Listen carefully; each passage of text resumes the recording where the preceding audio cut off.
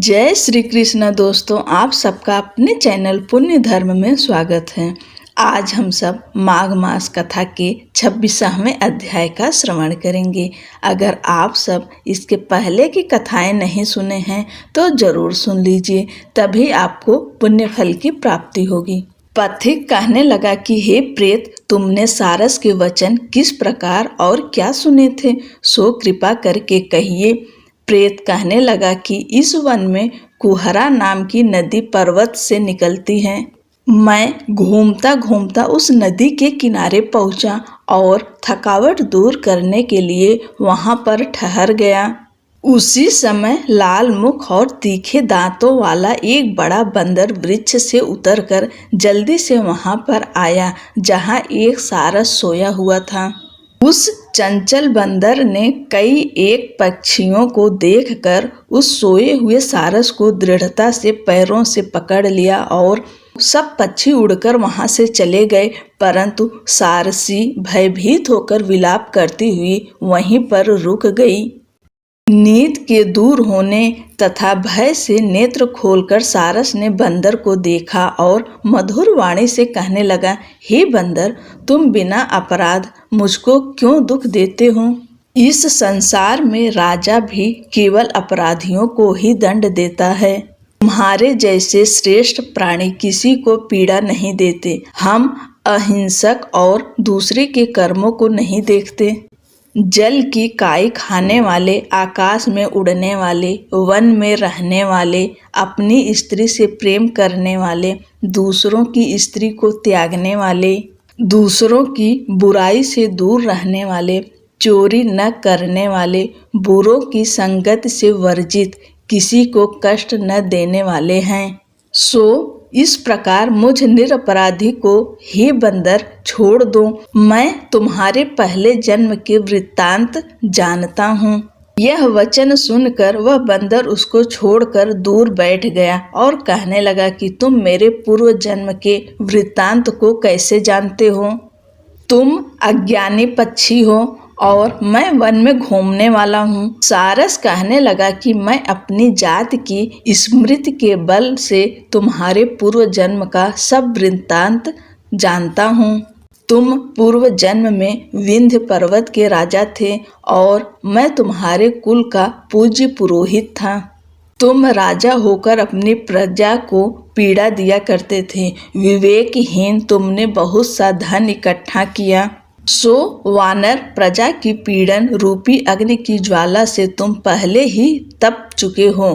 पहले तुम कुंभीपाक नरक में गिराए गए। तुम्हारे शरीर को नरक में 3000 वर्ष बीत गए। फिर नरक से निकलकर बचे हुए पापों के कारण इस बंदर की योनि में आए और मुझको मारना चाहते हो। पूर्व जन्म में तुमने ब्राह्मण के बाग से लूटकर बलपूर्वक फल खाए थे। उसका यह भयंकर फल हुआ कि तुम वानर और वनवासी हुए। प्राणी अवश्य में अपने किए हुए कर्मों को भोगता है, इसको देवता भी नहीं हटा सकते। इस प्रकार मैं सारस का जन्म लेकर भी अज्ञान से मोहित नहीं हुआ। इतनी कथा कहकर वानर कहने लगा कि यदि ठीक ही जानते हो तो बताओ तुम पक्षी कैसे हुए? सारस कहने लगा कि मेरी दुर्गति का कारण भी सुनो। तुमने नर्मदा नदी के किनारे पर सूर्य ग्रहण के समय बहुत से ब्राह्मणों के निमित्त 100 ढेर अन्न के दान किए थे। मैंने पुरोहिताई के मद से थोड़ा सा ब्राह्मणों को दिया और बाकी सब मैं आप हर ले गया।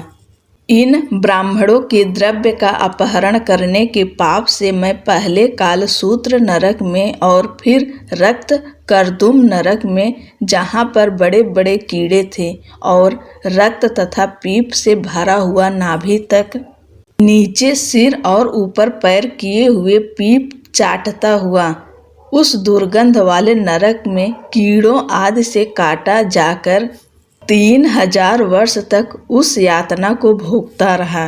मैं नरक के दुख का वर्णन नहीं कर सकता। फिर नरक की यातना से मुक्त होकर यह सारस का जन्म पाया। क्योंकि पूर्व जन्म में अपनी बहन के घर से कांसे का बर्तन चुराया था। इसको मैंने एक जुआरी को दिया, इसी से मैं सारस योनि में आया। यह मेरी स्त्री पिछले जन्म में ब्राह्मणी थी, इसने भी कांसे की चोरी की थी, इसी से यह मेरी स्त्री और सारसी हुई। यह सब मैंने तुमसे कर्म फल कहा, अब भविष्य की बात भी सुनो।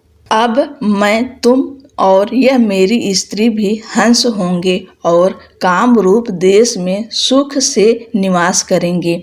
फिर इसके पश्चात गौर योनि में और फिर जाकर दुर्लभ मनुष्य योनि को प्राप्त होंगी। इसमें मनुष्य पाप और पुण्य दोनों ही कर सकता है। इस प्रकार शिव की माया से यह सारा जगत मोह को प्राप्त होता है। न केवल हम ही परंतु इस संसार के सभी जीव प्रवृत्ति मार्ग में फंसकर अच्छे और बुरे कर्म करते और उनका फल भोगते हैं। इसलिए सब प्राणियों को धर्म का सेवन करना चाहिए। देवता, असुर, मनुष्य, व्याघ्र, कीड़े मकोड़े सभी से कंटक रूपी मार्ग नहीं छूटता। केवल वेदांत जानने वाले योगी ही इस मार्ग से बच सकते हैं। इसी कारण बड़े बड़े महात्मा भी कर्म फल को टाल नहीं सकते। उपाय से तथा बुद्धि से कोई भी इसको नहीं बदल सकता।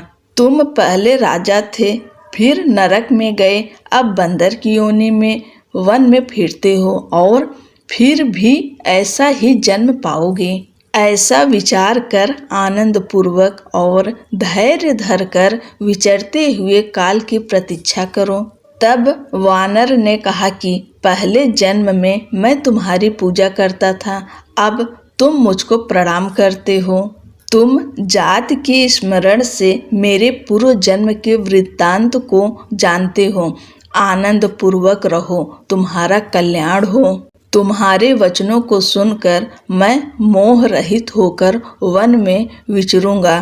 प्रेत कहने लगा कि हे पथिक, मैंने नदी के तट पर बंदर और सारस का यह संवाद सुना। तब मुझको बोध हुआ और मोह तथा शोक का नाश हुआ। बोलो लक्ष्मी नारायण की जय। दोस्तों, आज की कथा यहीं पर समाप्त होती है। अगली की कथा अगली की वीडियो में सुनाएंगे। तब तक के लिए जय श्री कृष्णा, राधे राधे।